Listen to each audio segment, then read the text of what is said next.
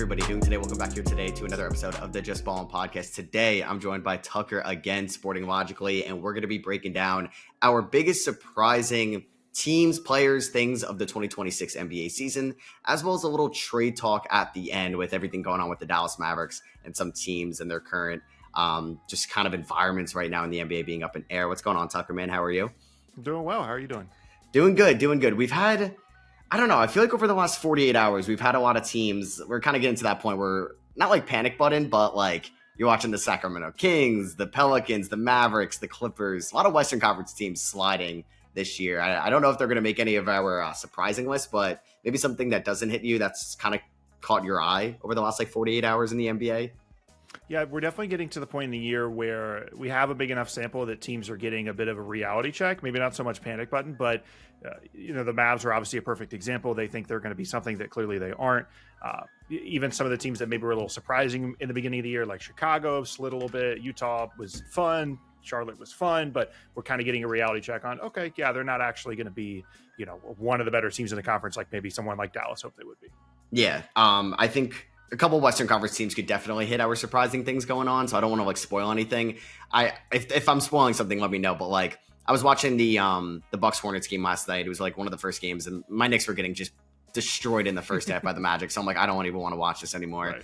And I knew they weren't playing, but it's just like LaMelo's supposed to be playing, Brandon Miller is supposed to be playing, and it's just like we're doing the whole thing, the same song and dance as we had last year with them, and it's tough to like want to latch on to these two as like the franchise players of Charlotte, which they still can be. And thank God Con Knipple and Kalkbrenner have been good rookies, but like it's not surprising that they're hurt, which is a shame, and it's just kind of disappointing yet again with Charlotte.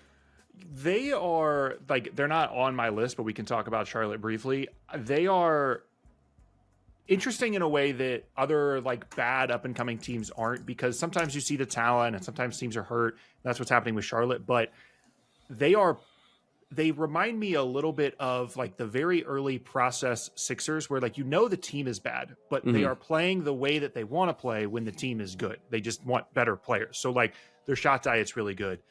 They are playing at a good pace. Their defense is maybe better than you would expect given the personnel. And so I think there's maybe a little bit more reason to be excited in Charlotte if everybody can ever get healthy than maybe some of these other teams that are always tanking, because you literally just have to upgrade the players and they have to be healthy. The play style, the coaching feels solidified. Right. It's like they're a top 10 offensive team this year. I just like, it's too early to watch Miles Bridges be like the number one option. I just don't want to see it anymore. And like Trey Mann, it's been a tough watch for him as a creator this year as well. I mean, thank God they picked up Sexton in the offseason. He's been a nice addition. I agree. So good. He's been crazy good. And he's just funny because he's literally never been on a good team. Like he was with the Cavs when they were bad, then he gets moved around. And we actually, I went to Summer League in the summer, and we were sitting there eating dinner, a couple of my buddies, and Colin Sexton was just like 2 tables away. And it was like, no way. This guy's like actually genuinely very tall. So it's just funny to think about. Like, I would say one of the more forgotten, genuinely good rotation players in the league. For sure. Was that your first time at Summer League? Have you been there before? We went the Wemby year. So we skipped 2 years ago, like the Ricochet year, and then we went this past year. And we always do it. It's me and the same 2 people that I go with. Jim Arrange is actually one of them. And we always go like, not the very first day, but we try to go like the second, third, and fourth day, whatever the first weekend is, because if you're there to see the rookies, and a lot of times they end up not playing. So it's kind of a weird, you have to kind of finesse what days you go for it, but it's always a ton of fun. And it's also like not a super expensive. Yeah. Because the tickets are not expensive. Right. I was debating this year, like up to the last minute. And then from what I heard, it's like you want to go there early, right? But like you can really get your money's worth if you go like in the, not like the back end, but like, I guess when people start to sit, but you could still watch like still notable rookies. Like I wouldn't mind watching, just trying to think of like a random like waiter, like Carter Bryant, like played kind of towards the end. Like I'll still watch him. So I was really debating it. I didn't end up going, but I know people say it's a great time, and it's super fun.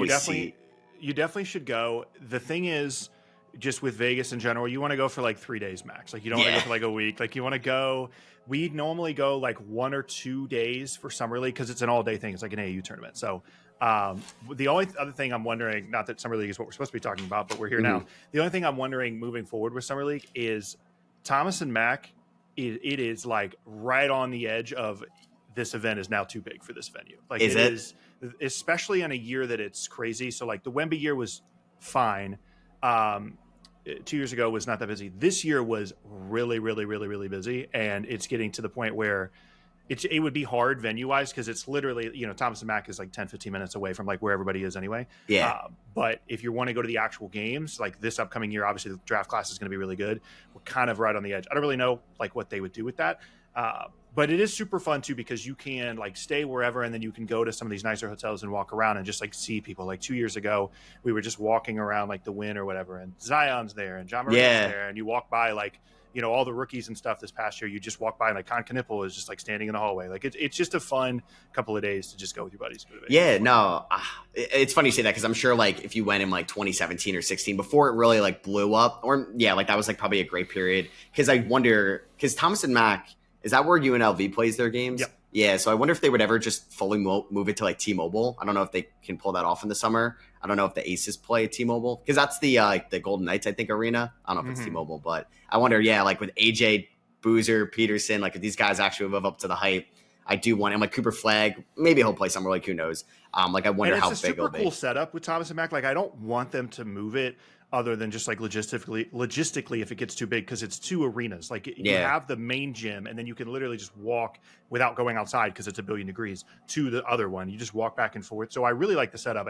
This past year, I especially noticed like when it's a really, really big year, which it looks like it will be this coming season, it can be a little rough logistically. But I should really try to make it out for sure. All right, cool. So we'll talk about surprisements this year. I don't know if you went good or bad. We don't know each other's risks. Okay. Yeah, pretty much me too. I'll let you have the floor. Your biggest surprising thing kind of going on in the NBA so far this year. So I kind of went team by team here, and then there's just individual things within the teams.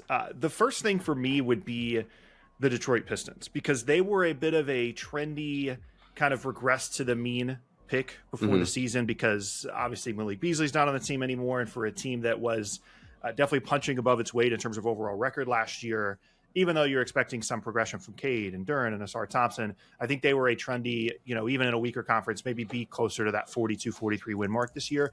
And right now they're first in the East. They're 10-2. They're second in defensive rating and 17th in offensive rating. And I think the surprise for me is the Pistons are obviously good, but I'm surprised their record is as good as it is, because a lot of times you watch them and it's like, I'm not actually fully convinced this is that great of a team. They're 28th in three-point attempts. They're 20th in percentage. We knew that spacing was going to be an issue for them before the season, but they have this identity. I know you talked about them on Twitter the other day as kind of having this like Cavs style season where they kind of come out of nowhere and they, win 55 games or whatever. And they get to the line a ton. They kill teams on the glass. They lead the league in 2-point attempts. So they're getting in the paint all the time.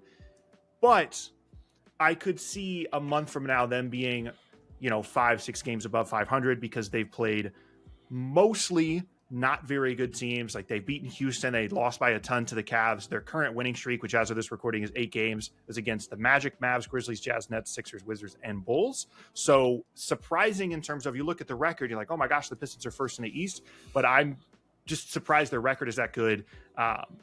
For a variety of reasons. Yeah, I wonder when the schedule heats up a little bit, like will they be able to kind of keep this consistently at the top? I mean, you talking to like just like Dennis Jenkins kind of coming out of nowhere, like St. John's legend, just being on a two-way and stepping up for this team this year as a shooter and as a creator against, although a banged up Bulls team, but like you could just slide him in for 25 plus minutes and he can kind of handle the offense. Where we talked about like all offseason, I think people were indifferent, where it's like you lose Hardaway, you lose Beasley, you lose Schroeder, you bring in Duncan Robinson and Karis LeVert, and it's like, did they upgrade there? And they're really banking on internal development, and we're kind of seeing that this year for the most part. All the young pieces have really stepped up this year in some way, shape, or form, like maybe Holland more so defensively than offensively, and Cade can take the leap if he wants, or he is taking the leap, and Duren's taking a little bit of a leap. I also wonder, as we get deeper into the year, like Cade already kind of dealing with an injury. He's being taxed a lot. Like his workload is insane right now. Usage is up a ton. He had to take 45 shots to beat the Wizards in overtime. What was that, Monday night? So I do wonder how that's going to sustain over the course of the year. It's definitely something to keep an eye on. I didn't think the Pistons had like a super low floor at all. Like obviously Cade goes down. That could be a catastrophe for this team. Who would step up?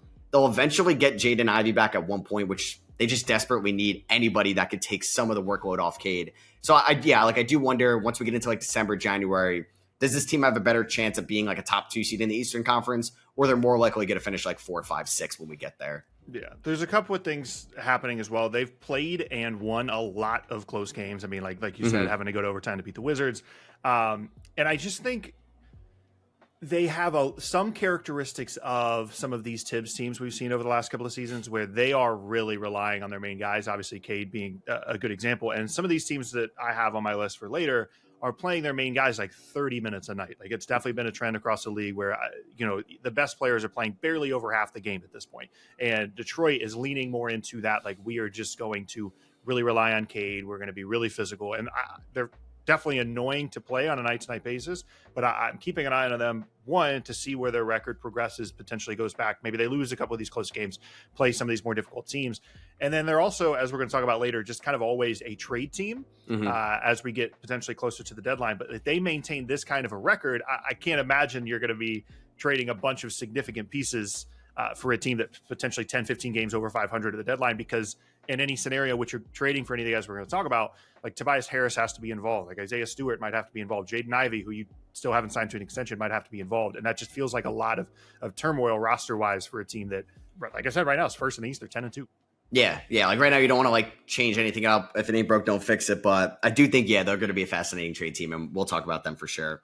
So my biggest, one of my surprising things going on this year, I did tweet about it yesterday, was the Houston Rockets just being the best 3-point shooting team in the NBA. I was very skeptical about this team's floor spacing going into the year. I thought, yes, Kevin Durant is going to be a massive upgrade as a shooter, and he's clearly showing some type of gravity towards him, which we've seen in the past where everybody else can kind of just get way better looks. They're actually taking the fewest amount of threes this year by any team. They're ranked 30th, about 29.5% of their shots are threes, and they are number one in 3-point percentage. So they're clearly taking good looks. I don't want to look too much into a game against Washington, but their shot creation was off the charts last night against the Wizards. And we're really seeing Tari Eason and Reed Shepherd be huge bumps for this team. That like Reed Shepherd was a non-factor last year. Tari Eason was kind of inconsistent and banged up last year, at least as a shooter. So we're seeing like Kevin Durant, elite 3-point shooter. Şengün has actually shown like some type of progression or at least willingness to be a shooter. Josh Okogie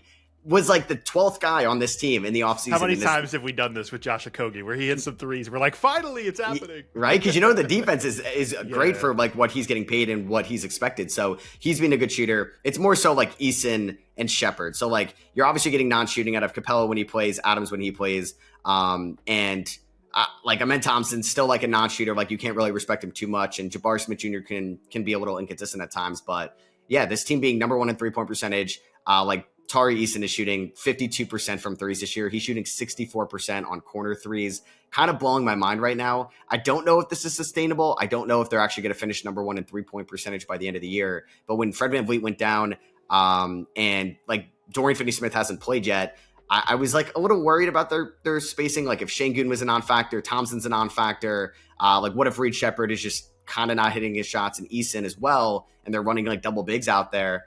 Like, is this team going to be able to be enough or efficient enough from behind the 3-point line? And they're proving me wrong. I think it's been a really cool, surprising thing so far this year. Is that kind of shocking you right now, or did you see the path for this? It's definitely surprising, especially when you look at the individual numbers, because you'd assume if Houston was going to shoot above their weight 3-point percentage-wise, Jabari Smith would be a big factor in that. He's actually percentage-wise one of the worst guys on the team in terms of high-minute guys. He's shooting 35%, which is fine at his volume. But, yeah, the surprise there would be obviously someone like Tari Eason, who had an opportunity to sign an extension and did not. So this is obviously a huge year for him. One, that he's playing. He always kind of is dealing with some kind of lower leg injury issue kind of thing. So he's playing. That's helpful. And two, shooting the ball as well as he has. And for Houston, I think one of the reasons why the percentage may be that high is obviously one, volume, but two, they're killing teams on the offensive glass. Yeah. So any threes that they are taking most of the time, I'd have to look at the advanced numbers. I'd imagine a significant amount of them are uncontested off of offensive rebounds. And that is, again, just having that clear identity is super helpful. They're killing teams in the paint. They're getting to the line a ton. The only thing I would be worried about there is obviously if the percentage regresses to the mean, but also we don't have a lot of history in recent history in the NBA of teams that are super low volume 3-point attempt teams being title contenders. Typically, every single year we get to the last 4 teams in the playoffs, and all of them are at least in the top 10 to 12 in overall 3-point attempts, because at some point you are just going to lose a playoff game because the other team makes 20 of the 53s that they take. And if you're shooting significantly less than that, that's just going to be prohibitive to you actually contending at a high level. Houston, I'm sure, is plenty happy with their start to the season 3-point wise, but that would be the thing I would keep an eye on is can they maintain that efficiency and maybe up the volume? Because I just find it unrealistic to expect a team shooting 33s a game is going to be a high level contender when we get to the playoffs. For sure. Yeah, like they're the number one offensive rebounding team in the NBA, largely because you have Thompson, who's just an athletic freak that crashes the glass. Steven Adams is just like probably the best offensive rebounder in the sport right now. It's him, or maybe Mitchell Robinson. And then you have Alperen Şengün, who's a monster rebounder as well. So this team is clearly working with its double bigs. Finney Smith is usually a pretty good catch and shoot 3-point guy, so I don't think he's going to hurt that too much. And yeah, like you mentioned too, like Eason is really playing himself into money right now because we knew the defense was legit. We knew it was all defensive caliber. Thing with him was like, can he be a good enough stretch four in this league? And can he stay healthy? And we're seeing both those on display right now. We'll see how we look in March and April when we get there. But this team, I don't know. Like I always had them going into the year. It was like OKC 1, Denver 2. I had Houston 3 pre Fred VanVleet injury, and then I bumped them down behind Minnesota after that. I don't know if I'm really changing my opinion on them too much. Like it's tough when you're watching OKC just destroy teams every single night that like, I don't know. It's going to be really tough to take any team over OKC. And the one team I can think about is Denver just because they have Nikola Jokic. As good as Şengün and KD are, they're not Nikola Jokic at the end of the day in a playoff series. So they'll be very fascinating to watch how it kind of comes and goes over the year. But I'm really liking the confidence out of Eason and Shepherd, which were 2 big X factors for this team, and they're coming through right now. Yeah, you mentioned OKC. It's got to be the quietest, like 12-1 start to the year ever, because everybody's just like, yeah, of course they're gonna have a net rating of like plus 17. What? It's like, no, that's not normal. Like that's not their differential being that way is not normal. And Jalen Williams not playing. I made like a short form video before the season started that one of my like intrusive thoughts for the season was that OKC was just going to break the wins record because they're just that good of a regular season team. Yeah. I believe as of this recording, they're on pace for 75 wins. So that would do it. Going off kind of what I mentioned earlier in terms of overall 3-point volume, it's not actually as accurate for last season, but I think just as an overall trend, it does still hold up. In terms of 3-point attempts per team, Denver was last in the league in the regular season last year. The Knicks were 4th from last. So teams still that see some success in the postseason can actually still make that work. But these are teams that still are multiple 3-point attempts ahead of where Houston is. Houston not only is last, they are last by like a pretty significant margin, by a few per game, and then even in comparison to the last place team from last year, which would be Denver. So still something to keep an eye on for Houston. But if you're going to think about what you wanted the Rockets to look like at the beginning of the season, trying to deal with the VanVleet injury, this is through 10 games, about as good of a start as you could expect. Just in terms of the things you're looking for, you're looking at making sure we're shooting the ball well, making sure we're getting on the offensive glass. They look like a better version of what even some optimistic, viewpoints of them would have been for the year. Totally. What's your second surprising thing going on? So I've got the Golden State Warriors here. And ironically, as of this recording, they're coming off a nice win against San Antonio last night. But this was a team that every advanced number, everything you would look at would tell you that when Draymond and Jimmy Butler and Steph Curry play together, they win. That's just what happens. And if that was going to be the case, that would obviously be that would equate to a really good start to the season. Because as you go throughout the year, different guys are going to miss games. They're going to get a little bit more tired. They're obviously an older team. And we start the year, Kuminga looks like he's fitting in and they're playing well. And then they have some of the ugliest losses of the entire year. They are the only team that the Indiana Pacers have beaten. And they also lost to the Bucks without Giannis. And this is a team that we all thought would be, on a game-to-game basis, when those 3 guys are playing, one of the best teams in the conference. Whether that holds up throughout the entire regular season because of age and things like that, who knows? But game-to-game, especially as we get into the postseason, they have a lot of these 16-game players, right? So you'd think game-to-game they'd be really good. And they just have not been. They just have not had a lot of pop on offense. And I think kind of in contrast to Detroit, which is the first team I talked about, they just aren't relying on their main guys a lot. Like Steph's playing 30 minutes a night. Jimmy Butler's playing 30 minutes a night. Draymond, 28, 29 a night. And so they feel like a team that is just trying to get through the season a little bit. But I would have expected earlier in the year for them to have gotten off to a better start than they have.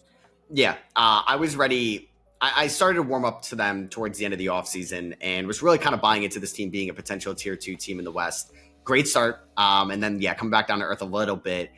They're just so reliant on a 37-year-old Steph Curry. And when he's off the floor, this team is kind of a disaster at times. And I wish 2023, like Jimmy Butler could walk through that door again, but I just don't think he's going to be the same player, even in the playoffs, that he was in Miami. And we even saw that against Minnesota when Curry eventually went down.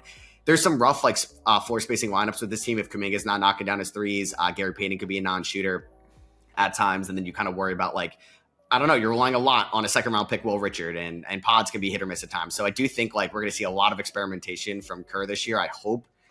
We saw like the lineup switch a little bit yesterday. Kuminga's kind of dealing with a knee issue right now. I mean, this team still looks good enough defensively, and I still like trust them to figure itself out throughout the season. I feel better about this team right now than I did about this team last year. Because first half Golden State last year, they had so much pressure on their back. Like there was even talks like, should Steph even like want to finish his career in Golden State? They had no direction. So I think they obviously put their eggs in this basket. The Kuminga thing remains fascinating to me because there's some numbers that suggest that he can actually be a good enough complementary player when Steph is on the floor. And then there's also numbers where it's just like, you can't trust his shooting. He's kind of still plays a little ball stoppy. I love the start to the year.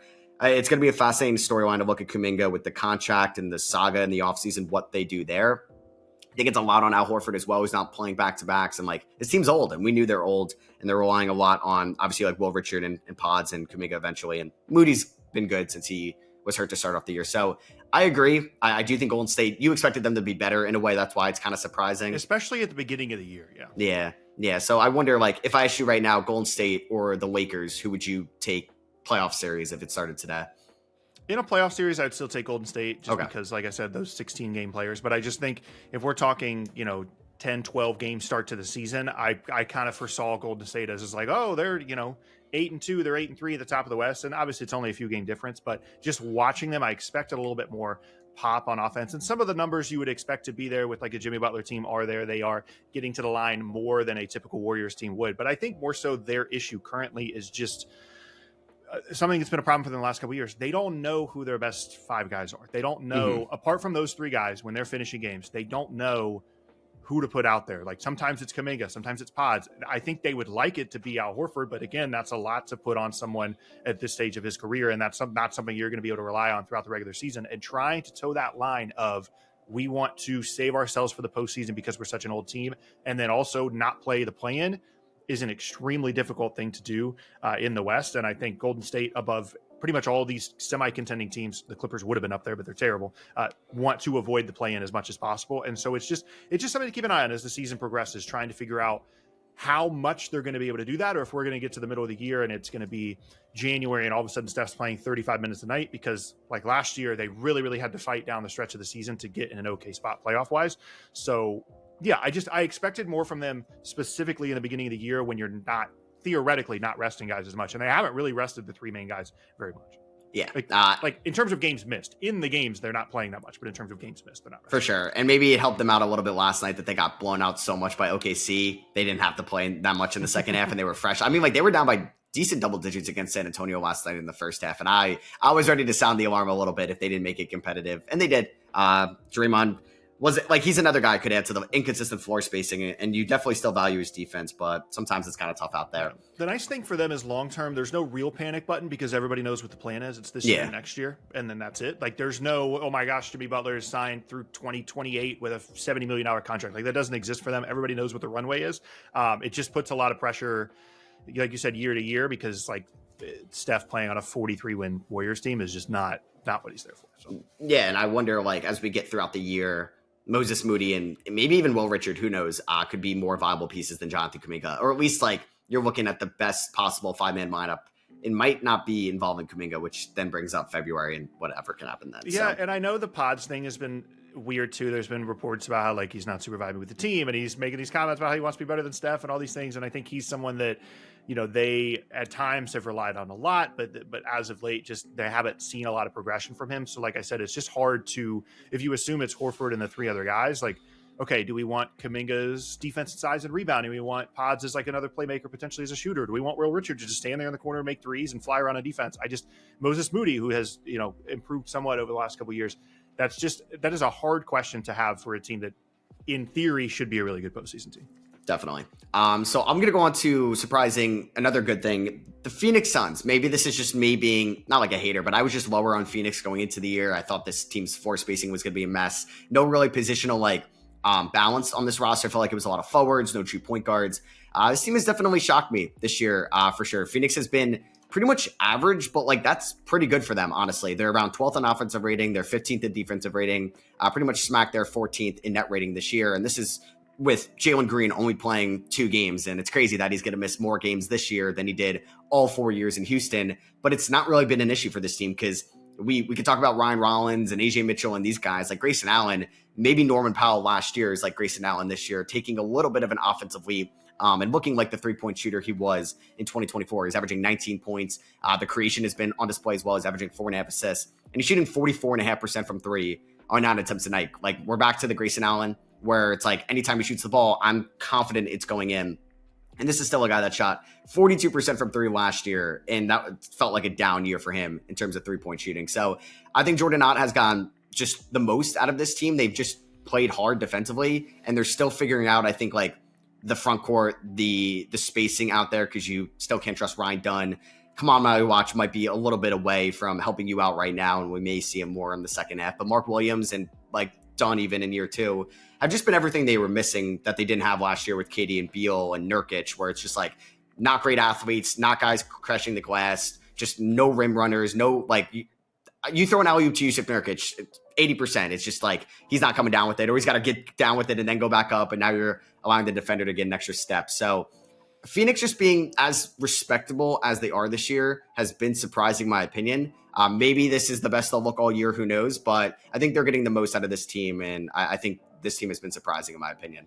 Yeah, my big issue with them, especially early in the year, was defensively. I could see bits and pieces of personnel that would work well defensively. Obviously, Dylan Brooks, Mark Williams, Royce O'Neal, but I couldn't see a scenario in which, not that Devin Booker's a bad defender, but like if you're counting on him, that's an issue. And if you're playing a lot of Grayson Allen, that's an issue. And I foresaw a scenario in which they were like okay on offense and like one of the worst defensive teams in the league, which through the first handful of games of the year they were.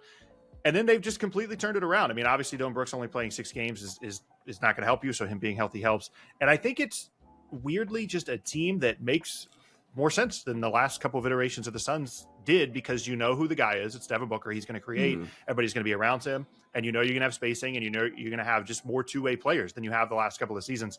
And so I would say I definitely underestimated Phoenix's improvement defensively early in the season, and then also just the coaching change. I mean, this is a team that has gone through 4 coaches in 4 years, and so kind of getting one of the under the radar, someone off someone else's bench kind of guys, rather than all these different retreads, and then obviously changing up the personnel helps them a lot. I'd be curious to see how things look, especially defensively, once Jalen Green does actually play at some point for them. It is odd that they've been playing so well without him, and trying to figure out how him and Booker work together, and obviously relying a lot on Grayson Allen. That all of a sudden gets to be a really, really small team if you're trying to play all 3 of those guys, especially to finish games. But yeah, I would say they've definitely been one of the more surprising teams, especially given how the season started. Yeah. And they started basically Iguodala at the 5 this year, and it's been so much better since I'll quickly realize this team is so much better when it's Mark Williams on the floor at the 5 spot, and they've deployed 16 different guys at times this year.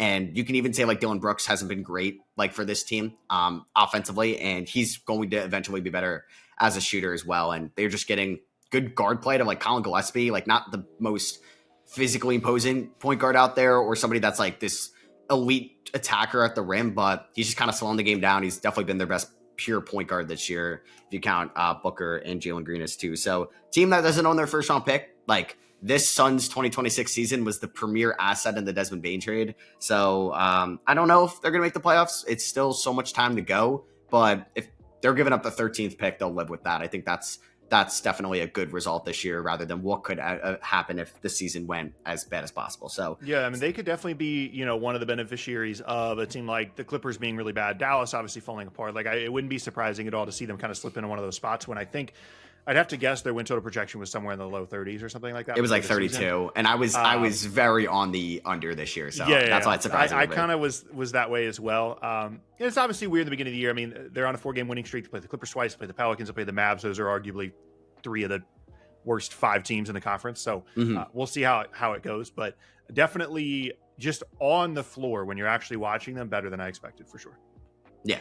So what's your last surprising thing kind of going on right now? Staying in the West, it is the Portland Trailblazers, because this was a nobody really knows what to expect team coming into the year. with the exception of they're going to be good on defense. That was the one thing we knew about Portland was we don't know who they're going to start. We don't know how the young guys are going to fit in. We know that they're adding Drew Holiday and they want to be a defensive first team. And the surprise for me is that they're actually better on offense, at least by the numbers. They're 13th in offensive rating, 16th in defensive rating. Part of that is because they are playing smaller. The only 5 they're really playing is Donovan Clingan. He's averaging 25 minutes a game.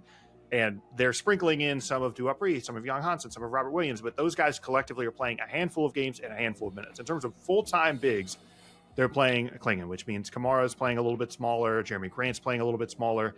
And without Scoot Henderson, with a bit of a weird situation with the roster coming into the year, not knowing who's going to start, the big thing to come out of the year so far is that Denny is playing out of his mind. He's 14th in the league in scoring. He's averaging more points per game than Kevin Durant, Albert Sengun, Jamal Murray, a variety of different guys. And for a guy that you traded 2 middle of the first round picks for, to get that level of play out of Denny is pretty franchise changing for them. For a team that's thinking maybe Scoot's going to be the franchise guy, maybe Shaden Sharp's going to be the franchise guy, it could be Denny. Now, the thing that's helping them is that they've had a lot of, with the exception of the head coaching situation, they've had a lot of consistency. All of their starters have started every game.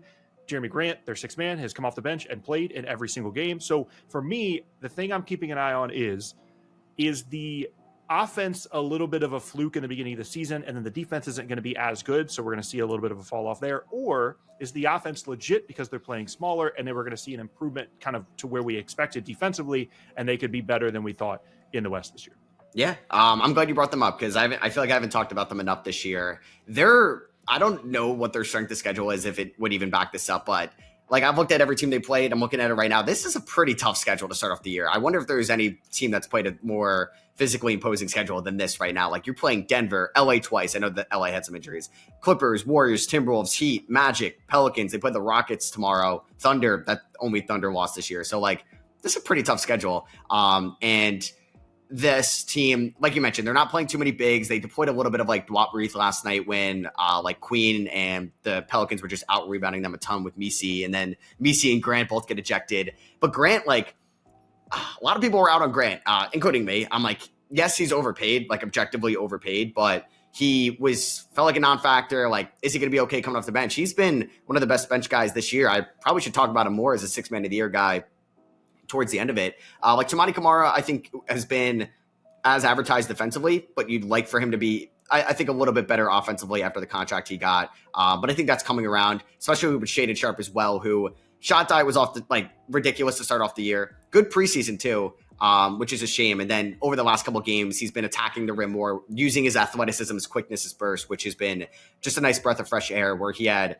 31 against Orlando. And then last night he had, what did he go? Like 11 for 11, I think, on twos, which was like a Blazers record or something like that. So he was great last night against New Orleans. It's New Orleans, whatever. But I think they have looked impressive this year. It's a tough Western Conference, but you ask me right now, who do I like rest of the season between them?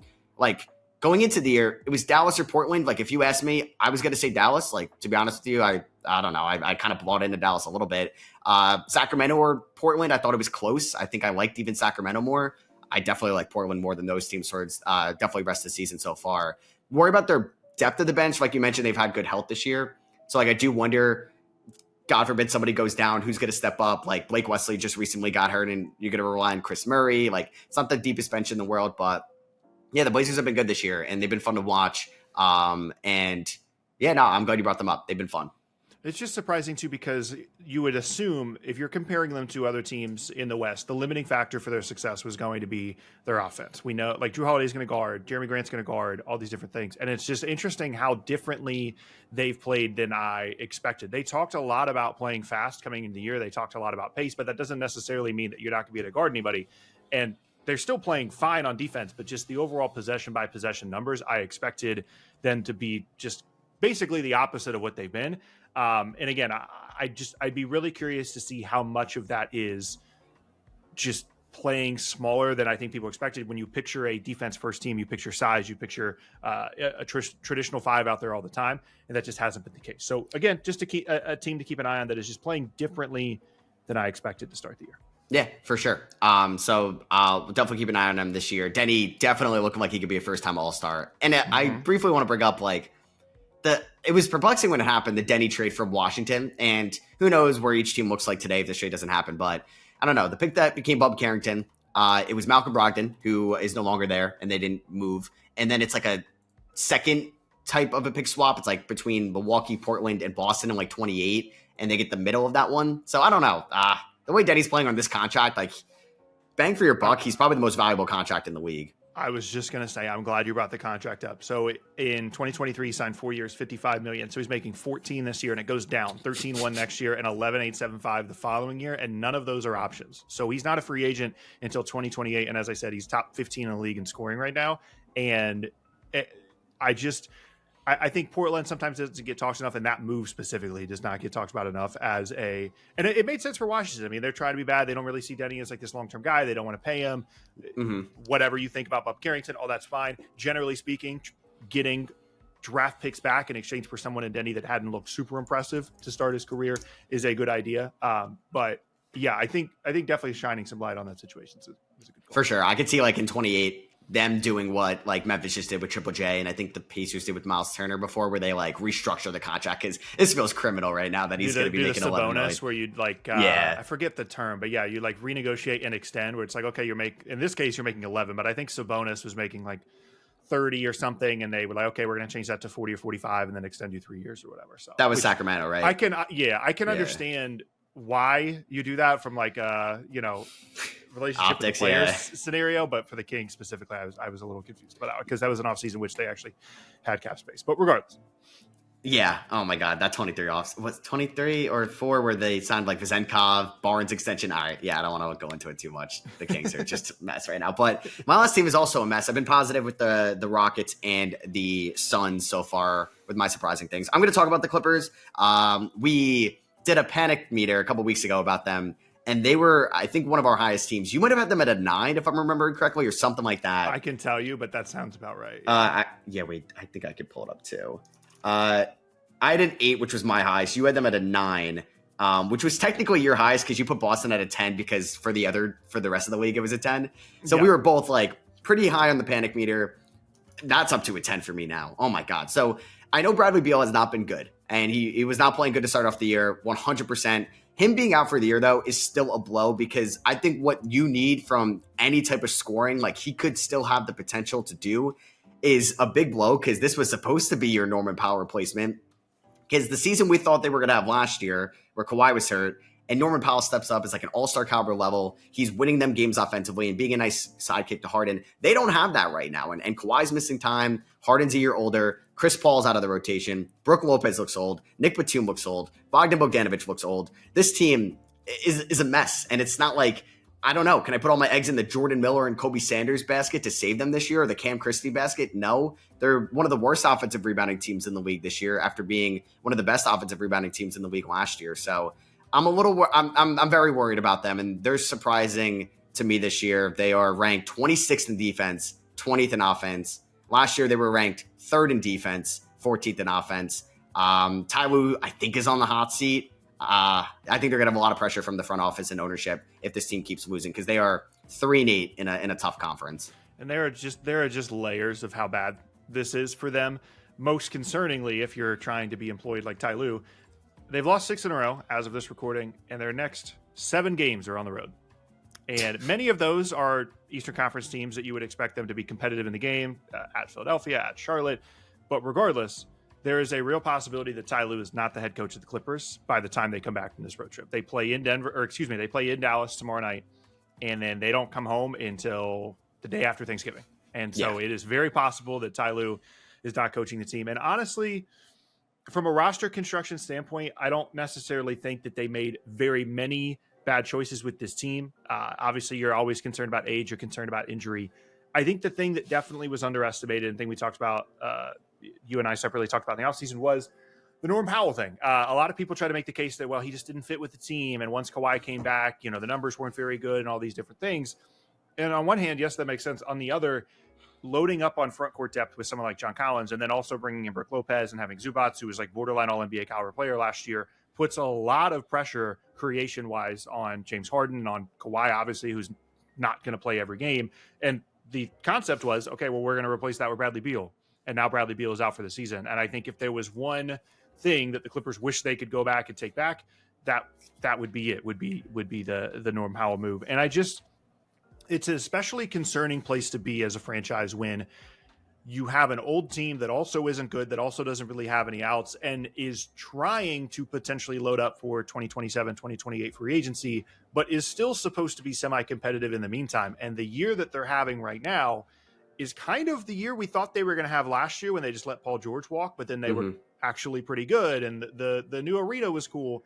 And now we're getting to the point where, they could have a new coach, the arena could be completely dead, and they're just recalculating everything that they know about this team and just preparing for free agency in a summer or two. Yeah, I don't know. Kawhi's already dealing with, like, I think ankle stuff, or he's dealing with some type of injury this year. So I do wonder how it's going to change. I don't know what's going to look like for them over the course of this year. But yeah, I feel like this team will panic quicker than most and be a little bit reactionary to their slow start. Who knows? In a month, we might be getting a lot of you're going to have to help me with pronunciation here. Niederhauser might be getting a lot of minutes from him here in about a month or so. You never know. He looked good. You got to see what you got. Yeah. I only focused on him in one game this year. It was the Suns game. It was the one they lost on Thursday. I think it was Jalen Green's debut. And like, he's at least like young, athletic, like can actually like be a body around the rim. It's better than Brook Lopez has obviously his flaws right now. And it's tough because he's definitely past his prime, like a lot of these Clippers are, but they're really relying on this older team. It's hilarious to look at the ages of the team. It's like crazy. Zubats, I think, is younger than people realize. He's 28. John Collins, 28.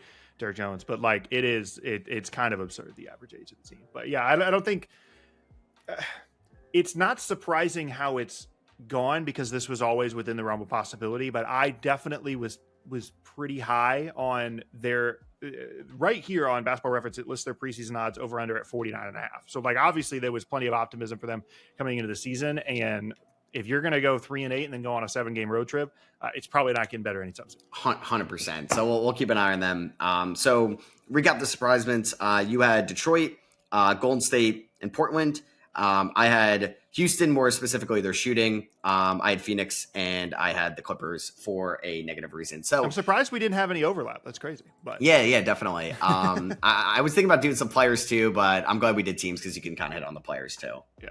All right. So to finish things off, I do want to kind of talk a little trade talk. I'm going to kind of share fanspo. I think you can probably see it through here. Yeah. So there's obviously, I think, a big trade name this year after the Mavericks fired Nico Harrison. Now, Michael Finley and I think Matt Riccardi, they were both in the front office when they traded away Luka, but they weren't the ones that had the connection, Nike, stuff like that with Anthony Davis. They have no ties to AD. They obviously want to set this team up for the future, maybe convince Patrick Dumont that they are the right guys for the job to run the Mavericks in the future. So Anthony Davis becomes one of the more fascinating names this year at the trade deadline if he were to be made available, which the way the Mavericks are playing right now could definitely happen. So AD banged up again this year, dealing with the calf injury. I think the Mavericks obviously want to be cautious with him. They don't want him kind of coming back too early this season. So yeah, there's a chance Anthony Davis could be on the block. I think he would have still a market for sure. You're not getting a Luka Doncic type return, but I do think some teams would be intrigued about it. And I know you did a video yesterday, right, on kind of Anthony Davis ideas. Is there one that you really liked or you thought could make a lot of sense, or just one that intrigued you the most? So just in general on AD, I think the thing that is difficult is they would like to rehab his value to an extent because he's obviously hurt all the time. You want to prove to the rest of the league, oh, it's just random nagging injury stuff. He's going to be fine. But like you said, you don't want him to get hurt. The only way this situation gets worse is if you play Anthony Davis with a calf injury and he tears his Achilles. So it's just a really difficult situation where you have to try and rehab his value without him getting hurt. And I do think there would be some level of interest in him. I'd say the most interesting deal that I was able to come up with in the video was AD going to Minnesota. And there's a variety of pieces here, but like Rudy Gobert would end up going to the Spurs. So it'd be one of those where like Minnesota's essentially upgrading the Gobert spot and cashing in on some of these pieces. So like Dillingham would go to Dallas. They'd give up a first, a couple of contracts, Mike Conley, Keldon Johnson, Kelly Olynyk. But really the core of the trade is Minnesota adds Anthony Davis. The Spurs get Rudy Gobert for the French connection, some kind of semi all-in move for them. And then the Mavs just get back basically a bunch of contracts. So it would be, like I said, Keldon Johnson, Kelly Olynyk, Mike Conley, Dillingham, and 2 firsts to the Mavs. The Timberwolves get Anthony Davis, and then the Spurs get Rudy Gobert. So I think it would have to be some kind of construction like that. There's a couple of other teams that I have listed here that we could talk about, but his salary is more difficult to piece together than I think people would realize, just again, because if you're trading multiple pieces of your rotation for a guy that isn't going to play, all of a sudden you're kind of tanking your season. If you're a team that is trading for Anthony Davis, presumably you're doing it to try and contend this season. So yeah, and I think when you talk about like the Chicagos and the Detroits of the world, I just don't think it really makes sense for these teams right now. Chicago definitely doesn't make sense. I think we're kind of realizing they're starting, not a flash in the pan, but like they're still far and away of being any team that should trade for a 32-year-old injury-riddled, still star, but like there's no need for Chicago to do that. I know AD is from Chicago. Detroit, you can see the timeline a little bit. They're not like a big free agency destination, but they kind of need shot creators as well, and they need the paint to be freed up for Cade Cunningham. And I don't think Anthony Davis with Jalen Duren in the front court really solves anything for this team. Yes, it would make them objectively better, but I don't think it's really the type of move that would make sense. I think like if we ever talked about Lowry Markkanen into Detroit, I think that would make a little bit more sense for this team. So 100%. I'm glad you mentioned the Pistons because like we kind of talked about with them earlier, any scenario which they're trading for an Anthony Davis or a Lowry Markkanen, who, as you mentioned, I think makes more sense. Like Tobias Harris has to be in the deal because that's just how the numbers work. And then you kind of, Jaden Ivey would be the potential piece that you get the other team excited. Isaiah Stewart, I guess, in this scenario would be going to Dallas, but the weird fit between... And he's been good this year for them. Too. Right, he's been good. Jalen Duren's been good. They don't necessarily need front court help per se, at least not in the vein of Anthony Davis. They more so need a player like Markkanen. And Dallas and Detroit trading specifically is hard because unless you find a third team, neither of them really need more bigs. Like Dallas has plenty of bigs, Detroit has plenty of bigs, but then there's Anthony Davis in the middle of all this. And so like what is Dallas going to do with Isaiah Stewart? And if I'm Detroit and I'm adding Anthony Davis to a team that has Jalen Duren and Isaiah Stewart, if you kept him, that to me doesn't really make a whole lot of sense either. I think they are much more a Lowry Markkanen team because of the creation and the shooting. But I do think Detroit's going to continue to get brought up, like you said, because of their ability to actually kind of add a piece here without being a real player in free agency. I think the bottom line for any Anthony Davis trade is I think it's likely simply because the franchise wants to separate themselves from this situation as much as possible. That's step one is Nico Harrison. Step two is trading Anthony Davis. And what makes that then difficult is, as you said, there is no scenario in which they're getting anything remotely close to what they traded out for Anthony Davis. And so realizing that sunk cost, which historically has been difficult for NBA teams to realize, is difficult. I think, honestly, one of the better comparisons here would be like the Rockets trading the Suns trading Kevin Durant, where they gave up a ton. They didn't get back nearly as much, but they just realized, okay, we got it. Like, it doesn't matter what we did in the past. We have to get something back. And to this point, it seems like they've done a good job with that. Totally. I think for Dallas, like you said, you just the only way, like it feels like we hit a new rock bottom with this trade every week, like the Luka trade. The only way this can get even like somehow worse is if Anthony Davis destroys all trade value he has and gets out for the year or something like that, or a catastrophic injury. So that is, God, oh my God, I can't even imagine. Because now you're not even getting a single asset back for Luka Doncic in the long term outside of Max Christie and a future first rounder. So I think this team, if they continue to slide, I would say everybody should be made available outside of obviously Cooper Flagg. I wouldn't... Lively, I would keep. Yeah, I would keep Lively as well. I mean, if a team really wants to overpay for Lively, I could think about it. Max Christie, same thing. Would like to keep him, but if a team wants to overpay, I'll listen. And then, yeah, you have your first rounder this year. Don't believe they own their first rounder next year. I think Charlotte owns that from the Washington trade. So, the team is in a weird spot at the moment. I think... That's how I would frame it if I was trying to make the decision on Anthony Davis and then eventually Kyrie. I'm assuming he's not going to play this year, but at some point he might be on a different team. Is the best way to get good value out of an Anthony Davis trade is to get, or at least give yourself a really good chance to get a top 3 pick in this class. Because if that's what happens, if you are really bad and you win 20 games and you get a top 3 pick to put alongside Cooper Flagg, and that happens as a result of Anthony Davis not being on the team, then almost no matter what happens, it is a win. If someone theoretically offered you a top 3 pick in this class for Anthony Davis, guaranteed, you would take that right now. So that's the mindset you need to have, in my opinion, is this is now a Cooper Flagg team. We have a bunch of guys we could potentially move at some point, and any way we can do it, we need to try and get a top 3 pick in this class.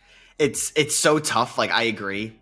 Like, it's just like, oh my God, there are some tank juggernauts though. Like Washington, your Nets, the Pacers. Like, I mean, they could get there. They're only like a game and a half back of those teams.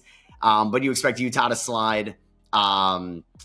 New Orleans is obviously there as well. There's just some very tough teams to like kind of go up against. And it's hard because they have so many of these like competent pieces on they're not playing well right now, but like PJ Washington, potentially Klay Thompson if he plays well, Gafford, Lively, like these are pieces that, the Pacers, the Nets, they do not have. So it's hard to build a true tanking team around a group of guys that, 2 years ago were in the finals for a reason.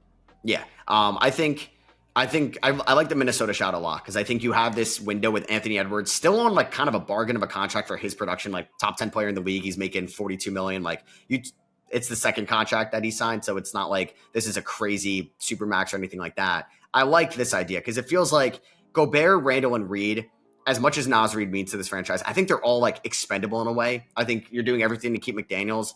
I mean, I don't see a reason of like Randall in Dallas. I know he's from Dallas, but like, maybe that's where a third team comes into play and Gobert and Randall are shot for AD. But once again, we got to see Anthony Davis healthy. Kyrie, I do think he's going to play this year. I think he's going to come back in like, I don't know, early February, mid-February, which is tough because that's right where the deadline is. So is any team like trading for Kyrie? That might have to materialize in the offseason.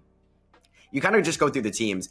I think Milwaukee's like interesting in a way, but it's like, would you trade away Miles Turner and Kyle Kuzma and something for Anthony Davis if Miles Turner gets rerouted somewhere else? Like just a random idea getting thrown out there. If you're Milwaukee, it's hard because the Bucks have kind of positioned themselves this year to be a little bit of a floor team, right? Like they position themselves to be between 45 and 50 wins in the East, maybe have a puncher's chance in the playoffs. And that is their way of making sure that Giannis doesn't leave, is there's some level of promise that in the future we add a couple of pieces, we can actually contend, but this year, like, we're not going to be a catastrophe. If you trade Miles Turner, Kuzma, a variety of other things for Anthony Davis and he doesn't play, now you're in catastrophe territory. And that is just not where you want to be if you're Milwaukee. I do think it's relatively interesting, the concept of upgrading Miles Turner into Anthony Davis and what that would look like in the front court alongside of Giannis. I just don't know. I don't really know what Dallas wants with Miles Turner. You'd have to find a third team there. Yeah. And I think that's kind of where I ended up with a lot of the AD trades, is with the exception of a team like San Antonio wanting to do like De'Aaron Fox plus Keldon Johnson for AD, or a bunch of those middling salaries they have, like Keldon Johnson, Harrison Barnes, and some picks. With the exception of that or the Timberwolves scenario we already outlined, I don't see a team that is close enough to contention that it warrants adding Anthony Davis, that also is willing to take the risk that they're going to be trading away $50-something million worth of players for a guy that, to this point in Dallas, I believe has played 14 of the 60 games he was eligible to play. Like those two things don't make sense together. A team that wants to compete alongside a team that can afford to give up half the rotation so that Anthony Davis can maybe play. Totally. And like Miles Turner, more available than Anthony Davis, and he can space the floor, something Anthony Davis hasn't really done over the last few years. And I think they like that with Giannis kind of being the de facto center offensively, but also like a point guard at times. So I agree. Like, you're kind of going through the East. I mean, I can't see Miami doing it. Like, I would freaking love Hero playing with Cooper Flag. I think that would actually be great for Flag's development, but it's tough to get there. It kind of stinks that they can't even move like the Rozier money, I don't think. And I don't even know if you can get like a disabled player exception with that. Kind of going through the West, like, I'm sure you would hear Warriors rumors, but unless they're trading away, I believe, Draymond Green, which for optics, I don't know if they would, and who would want Draymond. Like, obviously Dallas doesn't care for Draymond at this point, so like Draymond Kuminga, I don't know. It's tough, right? Like, Phoenix, would they be interested in it? If you're like, oh, we're actually this good without Jalen Green, would we trade Jalen Green? I don't know. I actually don't mind Jalen Green with Cooper Flag, but that's also like, why would Phoenix want to do that for Anthony Davis who can't stay healthy when they, I don't know. It's tough, man. It really is. AD has hurt a ton of value, and we're in a weird spot. And you mentioned a team like Chicago, or you mentioned the spacing earlier, and that is the issue for a team like Chicago, where one of the things that's made them so good this year is the paint has been open. Josh Giddey's been amazing. Anthony Davis obviously restricts your ability to do that. And the other thing kind of looming over this that I've heard some people talk about is you're inheriting a bit of a problem here, obviously the injury stuff, but also Anthony Davis is technically extension eligible. So if you are adding him as a potential piece, guys of his stature typically expect to get extension offers. Otherwise, they're going to be kind of upset. So are you getting a motivated version of Anthony Davis? And I think most teams around the league, unless something changes, unless AD comes back and is awesome, but then all of a sudden the Mavs are going to be good. And so that just creates all kinds of issues with them. I think most teams around the league are going to look at this and realize, one, Markkanen is just a better trade piece for us. And two, the risk of either him not playing or whatever we have to give up is never going to get us to the point of trading anything significant enough for Dallas to actually consider it now. So maybe the more realistic scenario would be you sit AD because of the calf thing, Kyrie doesn't come back, you trade PJ Washington, you trade Daniel Gafford, you win 20-something games, and then you get a good pick and potentially look at trading those two guys in the offseason. But I would be surprised if Anthony Davis is on the Mavs roster to start next year, if only because they have to separate themselves from the situation as much as possible. You mentioned the two guys they're technically putting in charge of the front office.